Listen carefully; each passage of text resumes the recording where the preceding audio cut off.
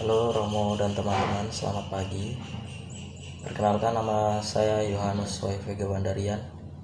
Saya dari kelas Retorika A. Saya akan mempresentasikan hasil kerja saya, yaitu kitab 2 Tawarik. Kitab 1 dan 2 Tawarik pada awalnya merupakan satu kitab. Seperti halnya dengan kitab 1 Tawarik, kitab 2 Tawarik ini tidak menyebutkan secara langsung siapa penulisnya.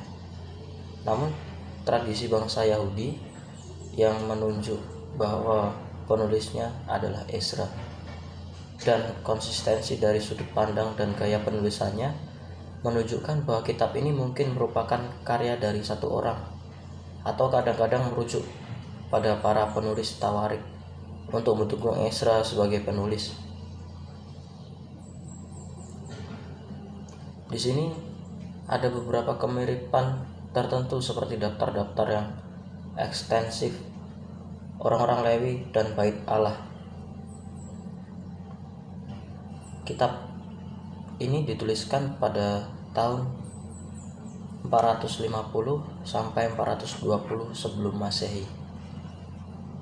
Secara garis besarnya, ini mempunyai tema ibadah, kebangunan rohani, dan pembaruan sejati. Kitab 2 Tawarik mempunyai tujuan sebagai berikut: untuk menunjukkan bahwa sekalipun kerajaan Israel dan Yehuda ditimpa kemalangan, namun Allah masih memegang janjinya kepada bangsa itu dan melaksanakan rencananya untuk umatnya melalui orang-orang yang tinggal di Yudea. Penulis yakin mengenai hal itu karena ia ingat akan hal-hal besar yang telah dicapai oleh Daud dan Salomo, serta pembaruan-pembaruan yang diusahakan oleh Yosafat, Hizkia, dan Yosia. Juga karena masih ada orang-orang yang tetap setia menyembah Allah. Yang kedua, untuk menguraikan asal mula upacara ibadat di Bait Allah di Yerusalem, terutama mengenai susunan jabatan imam dan orang-orang Lewi yang bertugas dalam upacara-upacara ibadat itu. Sekalipun Bait Allah di Yerusalem itu dibangun oleh Salomo, namun di dalam kitab Tawarik ini Daud dikemukakan sebagai pendiri yang sesungguhnya dari Bait Allah itu dan upacara-upacara ibadatnya. Di sini kitab Tawarik menjelaskan tentang tujuan penulisannya. Kitab 1 dan 2 Tawarik sebenarnya sebagian besar berisi kejadian-kejadian yang telah diceritakan dalam kitab Samuel dan kitab Raja-Raja. Tetapi di dalam kitab Tawarik, kejadian-kejadian ini diceritakan dari segi pandangan lain.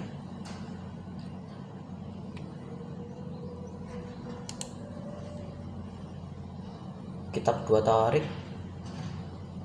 meliput 2 kurun sejarah yang sama dengan 1 dan 2 Raja-Raja, yaitu pemerintahan Salomo pada tahun 971 sampai 931 sebelum Masehi, dan kerajaan terpecah tahun 930 sampai 586 sebelum Masehi. Berbeda dengan 1 dan 2 Raja-Raja yang merunut sejarah kedua belahan kerajaan itu, 2 Tawarik hanya berfokus pada nasib Yehuda.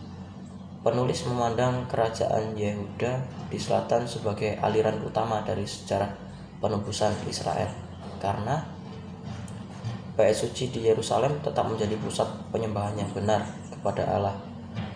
Raja-raja Yehuda adalah keturunan Daud. Yehuda adalah suku yang terkemuka di antara orang-orang Yahudi yang kembali untuk membangun Yerusalem dan Bait Suci kembali. Secara garis besar bisa ditarik, ini 2 tema sebenarnya, 2 pokok bahasan. Yang pertama itu bagian masa Raja Salomo. Di sini diceritakan dari sumbangan-sumbangan penting masa pemerintahan kerajaan Salomo, mulai dari penegakan kepemimpinan Salomo, membangun Bait Suci, penabisan Bait Suci,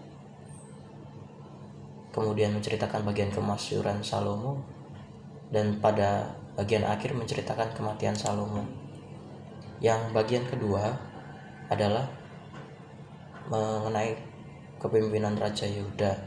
Raja-raja Yehuda dari Rehabeam sampai pembuangan.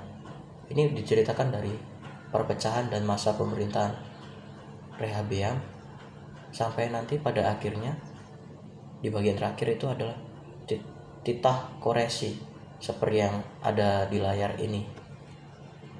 Begitu. Nah, langsung saja ke kesimpulan.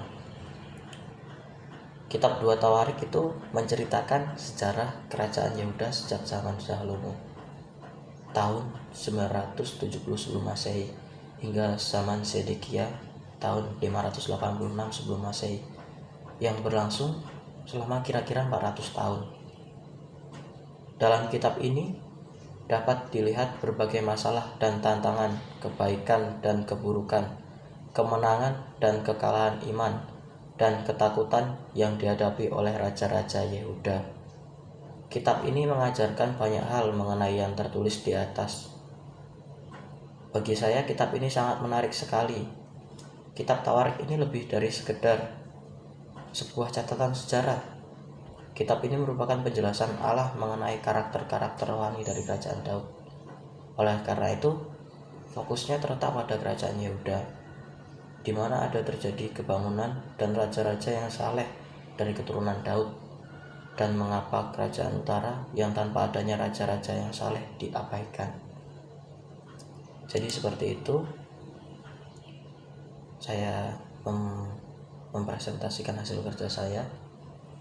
Ini sumbernya saya mencari di internet karena saya tidak menemukan sumber buku yang ada di paroki. Bisa dilihat sendiri sumbernya. Sekian dari saya, terima kasih atas perhatiannya. Selamat pagi.